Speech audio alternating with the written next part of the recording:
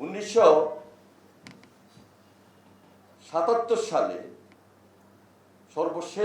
সর্বপ্রথম যে চুক্তিটা হয়, সেই চুক্তিটাই ছিল আমাদের সবচেয়ে বড় স্বার্থ, যেখানে গ্যারান্টি ক্লজ ইনক্লুড ছিল। 1982, 83, 84, 85 এর মধ্যে এটা নিয়ে 2-3বার এমই পর্যন্ত হয়েছে, এবং সেখানে কোনো গ্যারান্টি পরবর্তীতে ছিল না।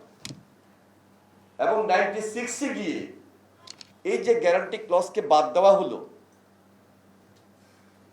এখন পর্যন্ত সেটাকে আমরা লালন পালন করছি।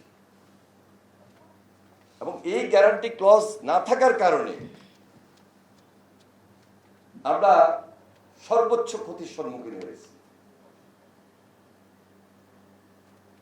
নদী যেমন আমাদের জন্য একটা সম্ভাবনা, এবং অর্থনৈতিকভাবে এই নদীমাতৃক দেশ অর্থনীতির একটা রূপান্তর যেভাবে, আরেকদিকে আমাদের সামাজিক জীবনের যে ভিত্তিটা, এটা নদীর সঙ্গে রিলেটেড।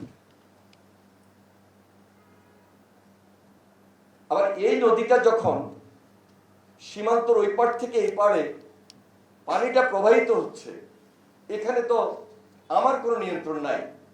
উজানের দেশ থেকে আসতেছে, আমি বাটির দেশ। যখন ফারাক্কা হয়, তারপরে এখন পর্যন্ত ফারাক্কার উজানে আরো 5টা ব্যারেজ হয়েছে, এবং আমার জানা মতে 900+ বাঁধ তৈরি হয়েছে। পুরা পানিটাকে তারা এমন ভাবে কন্ট্রোল করছে, এখানেই তো বাংলাদেশের সঙ্গে তাদের বন্ধুত্বের সম্পর্কের অবনতি ঘটে। জেনে শুনেই কি এই যে প্রভাবটাকে, পানির গতিবেগটাকে কন্ট্রোল করে আমাদের সঙ্গে এই যে বন্ধুত্বের সম্পর্কের অবনতি ঘটানো, এটা তো বাংলাদেশের মানুষের মধ্যে একটা সেন্টিমেন্ট এমনি জাগরিত হয় যে আমি আমার রাইট থেকে, আমার স্বার্থ থেকে, আমার অধিকার থেকে আমি বঞ্চিত হব। এবং নেভার কান্ট্রি, পাশের কান্ট্রি, যেখানে বন্ধুত্ব সুলভ সম্পর্ক থাকার কথা, সেখানে নাই গ্যারান্টি ক্লজ। যেটা আছে সেটা শেষ হচ্ছে 11 ডিসেম্বর, আবার 12 ডিসেম্বর থেকে শুরু। যখন আবার 12 ডিসেম্বর থেকে শুরু হবে, তখন কি হবে? এটা নতুন ভাবে এখন থেকে আমাদের মধ্যে প্রশ্ন দেখা দিয়েছে। আমরা তো নির্বাচিত হলাম মাত্র, এবং এই নির্বাচিত হওয়ার পর ওই চ্যালেঞ্জটাকে, আমার রাইটটাকে, আমার স্বার্থটাকে শুদ্ধ করার জন্য, এস্টাবলিশ করার জন্য আমরা উঠে পড়ে লেগেছি।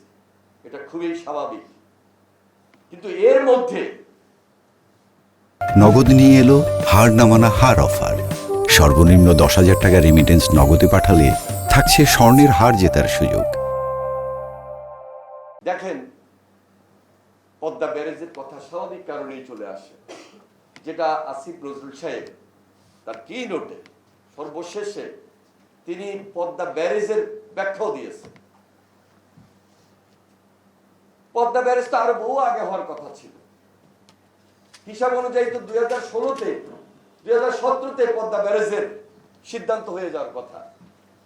কেন হলো না, কি কারণে হলো না, সেই ব্যাখ্যা দিতে গেলে আমি বিগত সময়ে যাদের বিরুদ্ধে আন্দোলন করেছি, সেই ফ্যাসিস্টের বিরুদ্ধে আমাকে কন্টিনিউয়াসলি বলতে হবে, বলতে থাকবে। আর কত বলবো? বলতে বলতেই তো 5 আগস্ট পেয়েছি।